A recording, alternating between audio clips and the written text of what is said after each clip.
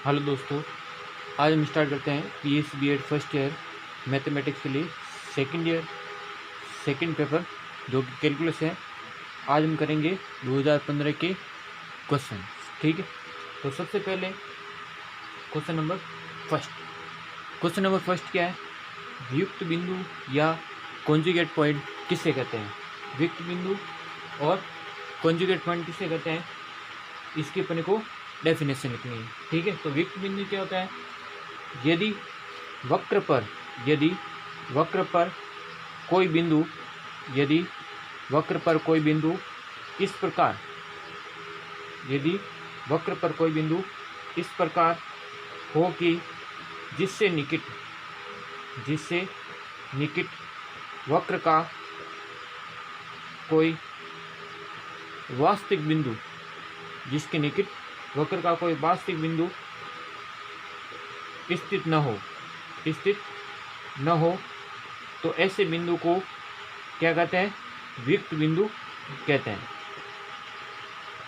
वियुक्त बिंदु या इसका दूसरा नाम है विलगित बिंदु भी कहते हैं। ठीक है, वापस देख लो। यदि वक्र पर कोई बिंदु इस प्रकार से हो कि जिसके निकट वक्र का कोई वास्तविक बिंदु स्थित न हो तो ऐसा बिंदु क्या कहलाता है? वियुक्त बिंदु।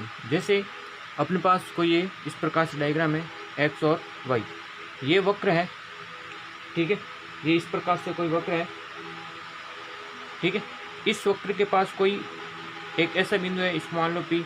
ठीक है, यानी यदि किसी वक्र पर कोई बिंदु इस प्रकार से हो जिससे निकट वक्र का कोई वास्तविक बिंदु स्थित हो, यानी इसके निकट कोई भी वास्तविक बिंदु नहीं है, तो अपन क्या करेंगे? जो ऐसे बिंदु यानी जो पी बिंदु है वो क्या कहलाएगा? वियुक्त बिंदु या विलगित बिंदु। तो ये पहला सवाल। सेकंड सवाल,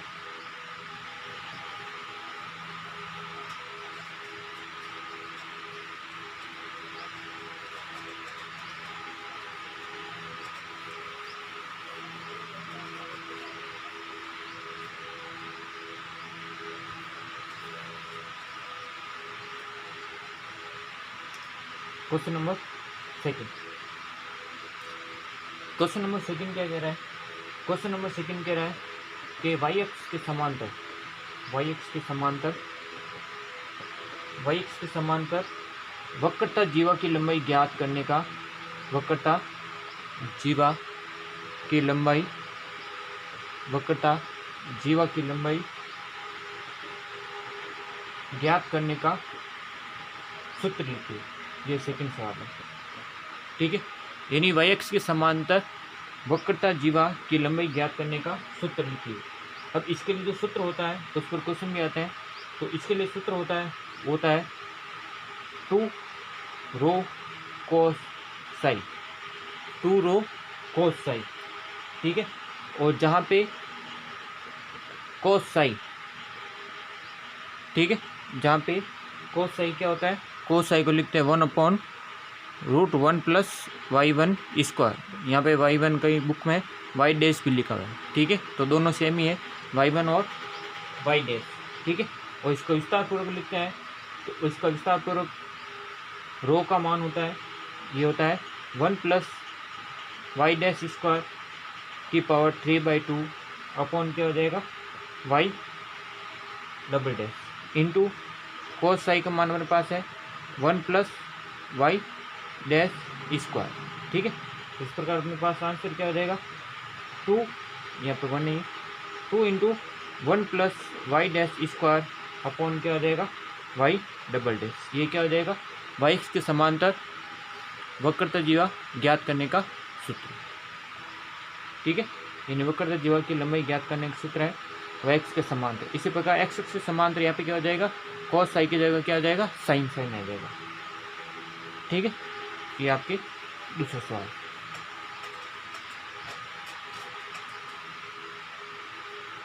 सेकंड है तीसरा सवाल कह रहा है अइस फलनों के लिए क्या कह रहा है? तीसरा सवाल लिख देता हूँ, ये कह रहा है अस्पष्ट फलनों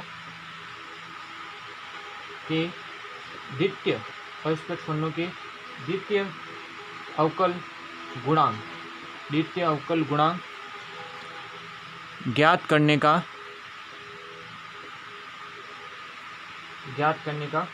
अपने को सूत्र लिखना है।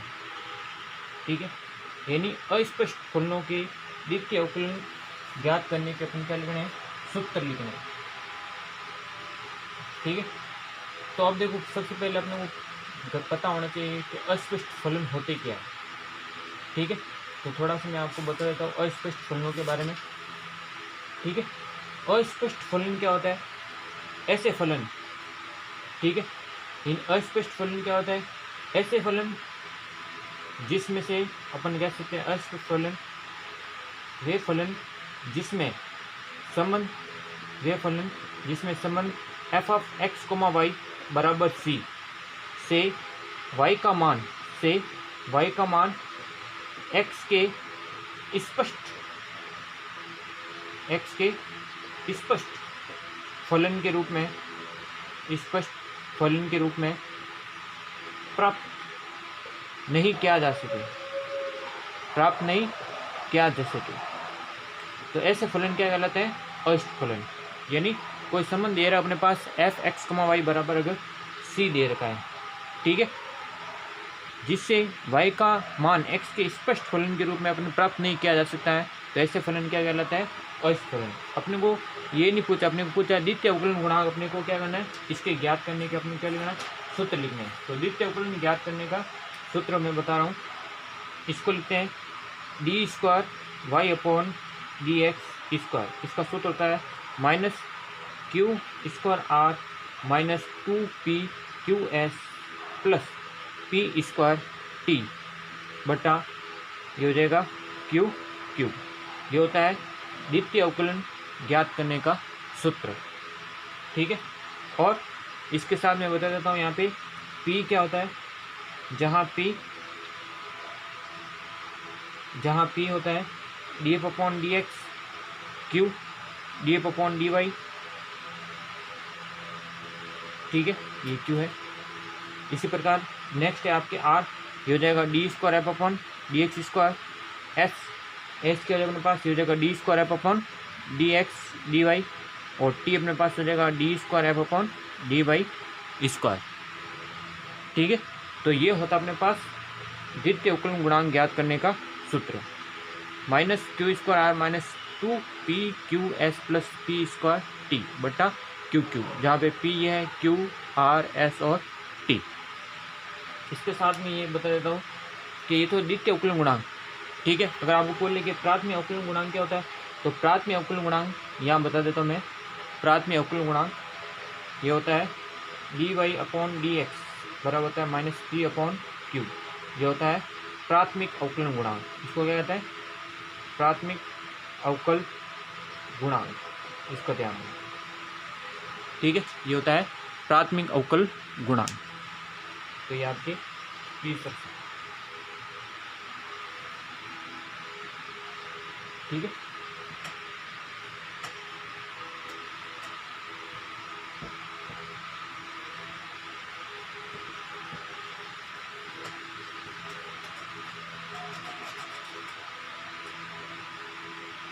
नेक्स्ट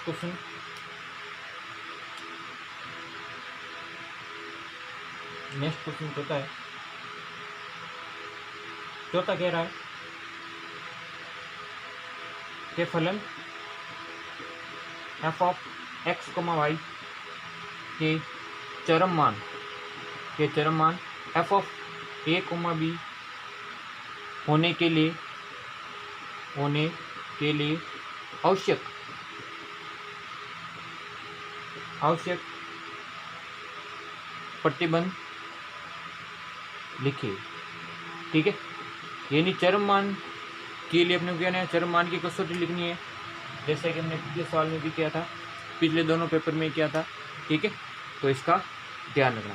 ठीक है, तो ये प्रीवियस वीडियो देख के आप उसमें आपके ये इसका आंसर मिल जाएगा। ठीक है, नेक्स्ट कर रहा हूँ मैं क्वेश्चन नंबर 5। ठीक है, क्वेश्चन नंबर 5 क्या है, क्वेश्चन नंबर 5 कह रहा है निरीक्षण द्वारा अनंत स्पर्शी, निरीक्षण द्वारा अनंत स्पर्शी ज्ञात करने की विधि अपने को बतानी है। ये आपके 2 नंबर का सवाल रहता है। निरीक्षण द्वारा अनंत स्पर्शी ज्ञात करने की आपको विधि बतानी थी। तो इस विधि में क्या होता है, निरीक्षण द्वारा अनंत स्पर्शी ज्ञात करने की विधि, यदि आपको कोई वक्र, यदि कोई वक्र, इसमें क्या होता है,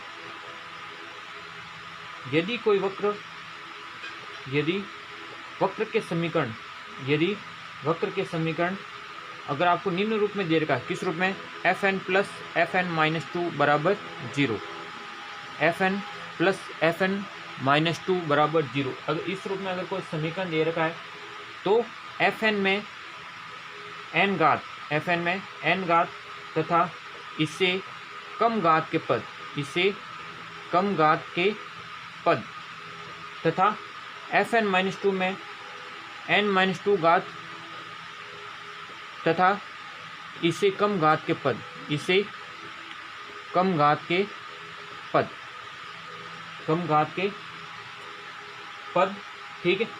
अगर fn बराबर अगर 0 रखते हैं, अगर fn बराबर 0 रखते हैं तो उसकी साथ से अपन क्या प्राप्त हो जाएगी, अनंत स्पर्शिया प्राप्त हो जाएगी, ठीक है।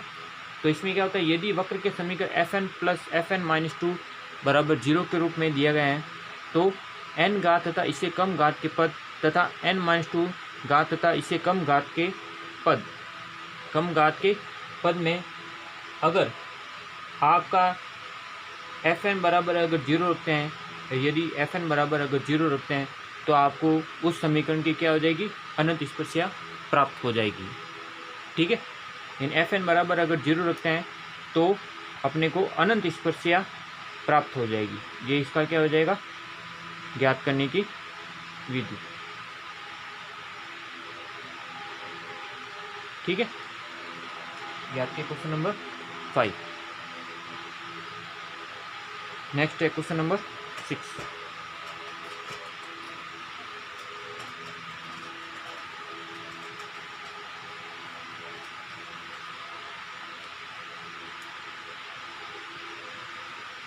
क्वेश्चन नंबर 6, क्वेश्चन नंबर 6 क्या है, ये कह रहा है बहुल वक्र को परिभाषित कीजिए, बहुल वक्र को क्या करना है, परिभाषित कीजिए।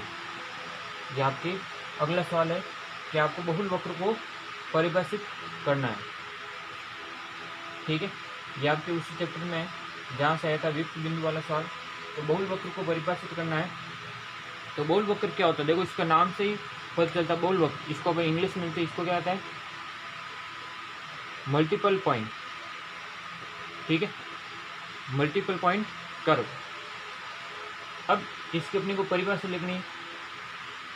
तो इसका परिभाषा क्या होता है, यानी किसी वक्र पर ऐसा बिंदु जिससे होकर, जैसे ये कोई इस प्रकार से है, किसी वक्र पर ऐसा बिंदु जिससे होकर बहुत सारी शाखाएं गुजरती है। जैसे ये कोई बिंदु है तो इससे अपने पास बहुत सारी शाखाएं गुजरती है।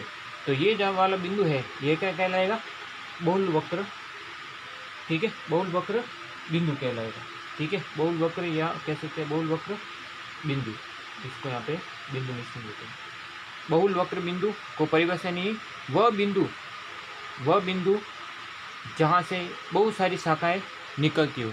तो ये वाला बिंदु क्या कहला जाएगा, बहुल वक्र बिंदु, ठीक है। अब इसकी परिभाषा, यदि वक्र पर ऐसा बिंदु, यदि वक्र पर ऐसा बिंदु हो जिससे वक्र की एक से अधिक शाखाएं गुजरती हो तो वह बिंदु क्या कहलाएगा, आपके बहुल बिंदु कहलाता है। क्या कहलाता है, बहुल बिंदु कहलाता है। तो ये क्या आपके हो जाएगा, बहुल बिंदु की परिभाषा। यानी यहाँ पे जो ऑफ पॉइंट है यहाँ से बहुत सारी शाखाएं गुजर रही है, तो ये वाला बिंदु क्या कहला जाएगा, बहुल बिंदु या बहुल वक्र बिंदु। तो ये आपकी इसका अगला सवाल है। Next question number 7।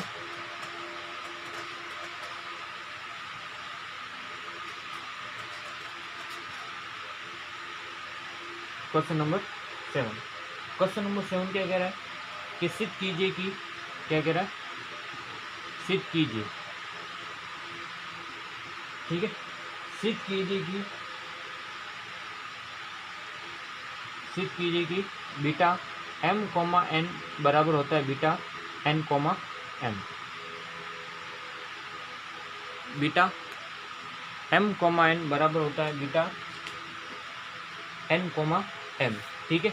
ये आपके बीटा और गामा फलन की प्रश्नावली से आया हुआ सवाल है। यानी बीटा क्या है, m, n बराबर क्या हो जाएगा, बीटा m, n दोनों क्या होते हैं, बराबर होते हैं, ठीक है। अब इसको सॉल्व करते हैं। तो अपन जानते हैं बीटा m, n क्या होता है, beta m, n। Beta m, n को लिखते हैं 0 से 1 x की power m minus 1 1 minus x की पावर n माइनस 1 dx, ठीक है। ये तो होता है बीटा m, n। अब इसमें अपन क्या मान लेते हैं,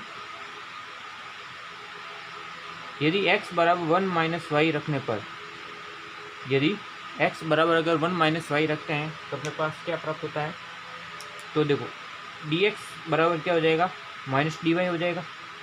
dx बराबर क्या हो जाएगा, माइनस dy हो जाएगा। तो dx बराबर dy हो जाएगा। तो अब इसकी लिमिट देखो, लिमिट, ठीक है, लिमिट देखो यहाँ पे अगर x का मान अगर 0 रखते हैं, यदि x बराबर 0 तो y का मान कितना हो जाएगा, यदि x बराबर 0 तो y का मान हो जाएगा 1। देन x बराबर 1 यानी x बराबर 1, ये क्या है, अपर लिमिट। तो y की अपर लिमिट क्या हो जाएगी, y बराबर 0। तो y की लिमिट कहाँ से कहाँ तक हो जाएगी, 1 से 0। तो ये चेंज हो जाएगा, क्या हो जाएगा अपने पास, ये हो जाएगा 1 से 0, यानी लिमिट क्या हो जाएगी, चेंज हो जाएगी। अब x को अपन क्या लिखेंगे, x को y के रूप में, तो y बराबर हम क्या लिख सकते हैं, y बराबर लिख सकते हैं 1 माइनस एक्स। तो हो जाएगा 1 माइनस एक्स की पावर m माइनस 1, ठीक है। यानी यहाँ पे क्या लिखेंगे, y बराबर क्या लिख सकते हैं, y बराबर क्या लिख सकते हैं, 1 माइनस एक्स लिख सकते हैं, ठीक है। और x बराबर अपनी क्या लिखना है, 1 माइनस वाई, सॉरी यहाँ पे क्या हो जाएगा 1 minus y. Then 1 minus x को अपन क्या लिखेंगे, y, तो हो जाएगा y की power n minus x, D x की जगह अपन क्या लेंगे, माइनस डी वाई, ठीक है। क्योंकि अपन x बराबर 1 माइनस वाई कर रहे हैं, तो 1 माइनस एक्स क्या हो जाएगा, y हो जाएगा। अब इसके बाद में अब देखो यहाँ पर माइनस डी वाई, तो इसको प्लस करने के लिए लिमिट इंटरचेंज हो जाएगी, तो हो जाएगी लिमिट 0 से 1 हो जाएगी। और इसको लिख सकते हैं y की पावर n माइनस 1 और 1 माइनस वाई की पावर m माइनस 1, ये हो जाएगा डी वाई। और इसको अपन क्या लिख सकते हैं, इसको अपन लिख सकते हैं बीटा n, m, क्योंकि जहाँ पे m था वहाँ पे क्या हो जाएगा, n हो जाएगा, और जहाँ पे n था वहाँ पे क्या हो जाएगा, m, यानी m और n दोनों क्या हो जाएगा, एक दूसरे से रिप्लेस हो गए। तो अपन कह सकते हैं बीटा m, n बराबर हो जाएगा बीटा n, m। ये बहुत इंपॉर्टेंट सवाल है, ठीक है। तो ये हो जाएगा बीटा m, n बराबर beta n, m। Next question 8।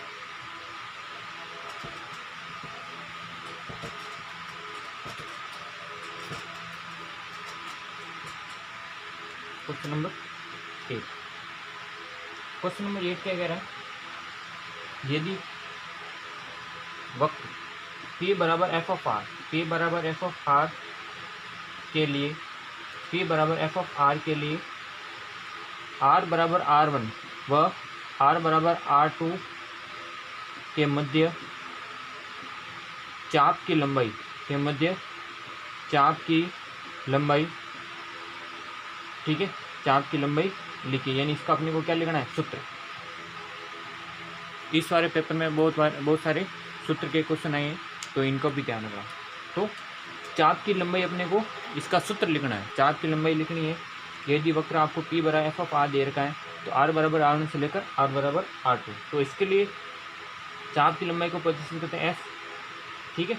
तो इसके लिए क्या हो जाएगा, सूत्र हो जाएगा r1 से r2, ये हो जाएगा r डी आर अपन हो जाएगा root of r square minus p square. ये क्या होता है, चाप की लंबाई ज्ञात करने का सूत्र। ठीक है, यदि आपको R1 से R2 दे रखा है तो हो जाएगा। ये आपके टॉपिक पदिक समीकरण से सवाल है, पदिक समीकरण वाले यूनिट से आपके सवाल है, यूनिट फर्स्ट से। तो ये हो जाएगा चाप की लंबाई का। Next question number 9।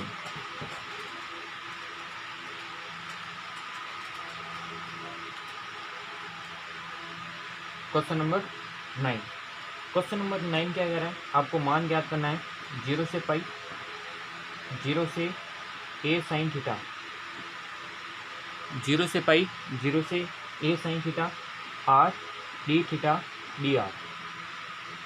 0 से पाई और 0 से a sine theta, r d theta D R. इसका आपने क्या करना है, इसको सरल करना है, यानी इसका मान ज्ञात करना है।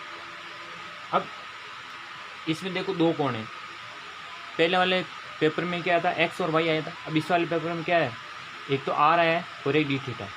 ठीक है, तो ये वाली जो लिमिट है ये किसकी हो जाएगी, डी आर की, और बाहर वाली लिमिट क्या हो जाएगी, डी थीटा की। इसका ध्यान रखना। अब इसको सोल्व करते हैं, तो इसको मान लेते हैं अपन कुछ आई मान लेते हैं। तो आई बराबर हो जाएगा 0 से पाई, 0 से a साइन थीटा, ये हो जाएगा आर। इसको लेते हैं इस प्रकार से D theta R D R. ठीक है, इसको अलग लिख दिया, इसको अलग। अब इसको सोल्व करते हैं सबसे पहले आर डी आर को। तो इसको सोल्व करने के लिए इसको अपन अलग लिख देते हैं 0 से पाई। ठीक है, और इसको अपन ले देते हैं 0 से a साइन थीटा। ठीक है, और आर डी आर ये हो जाएगा डी थीटा। अब इसको सोल्व करना अपने को, तो इसको सोल्व करने के लिए क्या करेंगे, ये 0 से पाई है ये, तो r के सापेक्ष क्या करना है, समाकलन करना। तो क्या हो जाएगा आर स्क्वायर बाई 2, लिमिट 0 से a, यहाँ पे 0, ये 0 से हो जाएगा a साइन थीटा। ठीक है, और डी थीटा यही है अपने पास। तो आर स्क्वायर बाई 2, आर का मान क्या रखना है। ठीक है, तो आर का मान यहाँ रख रहा हूँ मैं, ये हो जाएगा 0 से पाई। ठीक है, ये हो जाएगा 1/2 आउटसाइड, ये हो जाएगा ए स्क्वायर साइन स्क्वायर थीटा, ए स्क्वायर क्या हो जाएगा साइन स्क्वायर थीटा। ठीक है, और 0 पे 0 हो जाएगा, तो ये हो जाएगा इस प्रकार से। तो A square by 2 sine square theta d theta, ये इसका हो जाएगा। अब इसको सोल्व करना है, मेरे पास पद क्या आ जाएगा, ए स्क्वायर बाई 2 आउटसाइड 0 से पाई, ये हो जाएगा sign square theta d theta. ठीक है, अब अपने को पता है कि साइन स्क्वायर थीटा को अगर कोस थीटा में चेंज करें तो इसका सूत्र क्या आ जाएगा, 1 माइनस कोस 2 थीटा बटा 2। ये क्या होता है, साइन स्क्वायर थीटा को चेंज करता है कोस 2 थीटा में, तो इसका ये हो जाएगा सूत्र। तो इसको चेंज करते लिखते हैं ए स्क्वायर बाई 2, ये हो जाएगा 0 से पाई, 0 से पाई, तो हो जाएगा 1 माइनस कोस 2 थीटा अपॉन 2, ये हो जाएगा डी थीटा। अब इसको सोल्व करता आपने को और आंसर आ जाएगा, तो हो जाएगा ए स्क्वायर बाई 2। अब देखो 1 का करेंगे, ये ए स्क्वायर बाई 2 बाहर आएगा, कितना आ जाएगा ए स्क्वायर बाई 4 हो जाएगा। ठीक है, अब 1 का करेंगे, 1 का क्या हो जाएगा समाकलन थीटा के सापेक्ष करना है, तो कोस 2 थीटा का कितना हो जाएगा, ये हो जाएगा कोस 2 थीटा का साइन 2 थीटा अपॉन क्या हो जाएगा 2, लिमिट हो जाएगी 0 से पाई। ठीक है, इसका आंसर इधर लिख रहा हूँ मैं, ए स्क्वायर बाई 4 क्या हो जाएगा ए स्क्वायर बाई 4, यहाँ पे पाई रखेंगे थीटा की जगह, 0 रखेंगे 0 हो जाएगा। देन साइन 2 थीटा में पाई रखेंगे तो 2 पाई साइन 2 पाई 0 हो जाएगा, और 0 रखेंगे तो भी क्या हो जाएगा 0, यानी पाई माइनस 0, यानी इसका आंसर क्या आ जाएगा ए स्क्वायर पाई बटा 4, क्या हो जाएगा ए स्क्वायर पाई बटा 4 इसका आंसर। नेक्स्ट आज का लास्ट सवाल,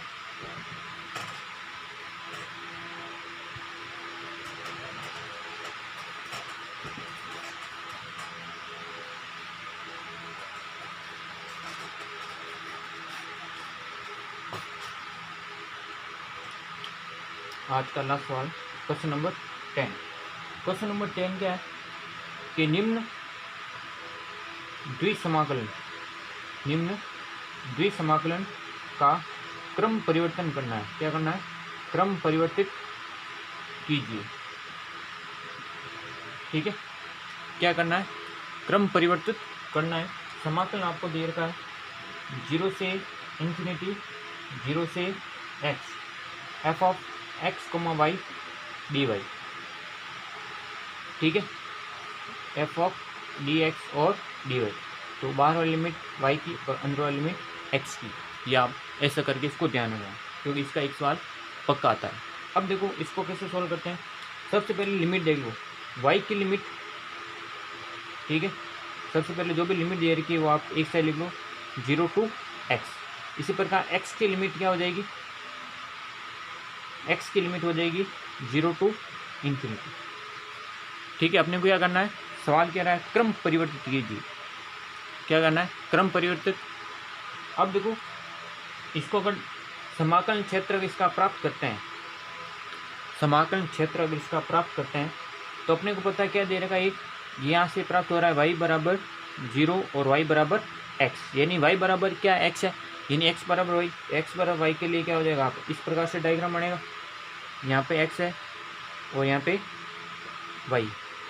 ठीक है, तो ये भाई क्या हो जाएगा, y बराबर x के लिए एक समाकलन क्षेत्र। नेक्स्ट लिमिट क्या दे रही है यहाँ पे 0 से x, तो 0 से x वाली ये चीज़ हो जाएगी। अब नेक्स्ट क्या कह रहा है, x की लिमिट 0 से इन्फिनिटी। x की लिमिट क्या है, 0 से अनंत, यानी इसकी लिमिट जा रही है अनंत तक जा रही है। कहाँ तक जा रही है, 0 से लेकर इसकी लिमिट जा रही है अनंत तक, यानी यहाँ तक इसकी लिमिट जा रही है। अब देखो इसको सेट करेंगे यहाँ पे, जैसे मान लो अपने को दे रखा इस प्रकार से और ये इस प्रकार से। ऐसा मैंने क्यों लिया, अब देखो ये वाला अपने को इसमें क्या है, y की लिमिट देखो, y की लिमिट क्या हो जाएगी, y की लिमिट क्या हो जाएगी 0 से x। मान लो यहाँ पर कोई x बिंदु है तो 0 से x हो जाएगी। और x की लिमिट क्या हो जाएगी आपकी 0 से x बराबर यहाँ पे क्या है अनंत। तो x की लिमिट क्या हो जाएगी 0 से अनंत। अब इसको अगर ट्रांसफ़र करते हैं, यानी क्या करें, पट्टी को परिवर्तित करना है। ऐसे सवाल में क्या, पट्टी को आप चेंज कर दीजिए। तो पट्टी को चेंज करेंगे तो अपने पास क्या हो जाएगा, पहले जहाँ पे x बराबर y था यहाँ पे y बराबर x क्या हो जाएगा, x बराबर y।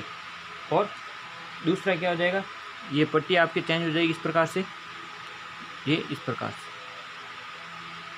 ठीक है, यानी x बराबर y, तो x बराबर y से लेकर यह क्या हो जाएगा x बराबर y, जहाँ पे y बराबर x था वहाँ पे x बराबर y हो जाएगा।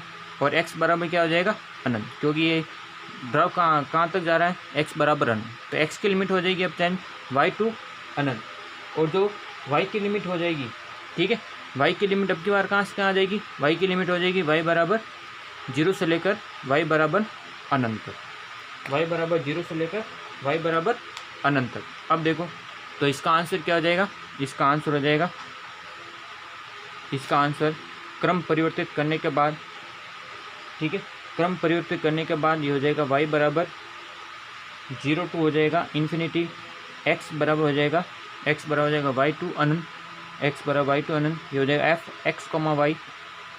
ठीक है, और dy और dx। तो ये इसका क्या आ जाएगा आंसर। इसका एक सवाल पक्का आएगा ध्यान में।